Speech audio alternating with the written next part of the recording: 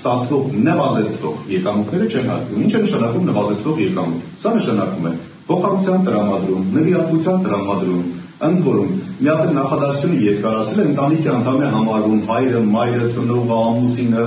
զավակը, քույրը, եղբայրը։ Հիմա պատկերացնում ենք եղբայրը, եղբորը, երբ որ գումար է փոխանցում, դա կլինի նվիրատվություն, իրական նվիրատվության մասին է խոսքը, ծննդյան նվեր։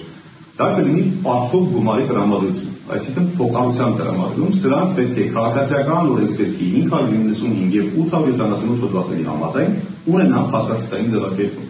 Այսինքն պատկերացրեք ծնողը զավակին կամ զավակը չափած աշխատող զավակ ծնողի օգնության համար գումար է փոխանցում, դրա համար ինքը պետք է ունենա փաստաթղթավորում։ Ինչպես։ Հանրային ընկալման մեջ ասում են, որ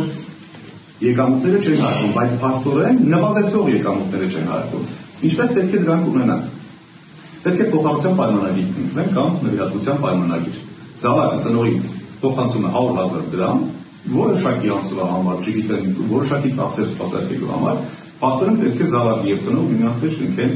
նվիրատվության պայմանագիր։ Երկու կողմերը ստորագրեն, ու դուք պատկերացրեք, որ զավակը, որ ծնողը չունի իրավական կրթություն, գիտելիքներ, չունի տնտեսագիտական կրթություն, տնտեսագիտական գիտելիքներ, որտեղից պետք է այս պայմանագիրը դրանք միմյանց միջև կնքեն ու ունենան։ Եվ ընտանեկան այսպես հաշվապահություն պատկերացրեք ընտանիքի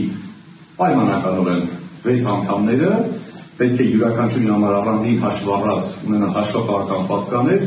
յուրաքանչյուր պայմանագիրը ընտանիքի յուրաքանչյուր անդամի առանձին այդպես պատկաների մեջ տեղադրված լինի, որ հետագայում նրանք խնդիրներ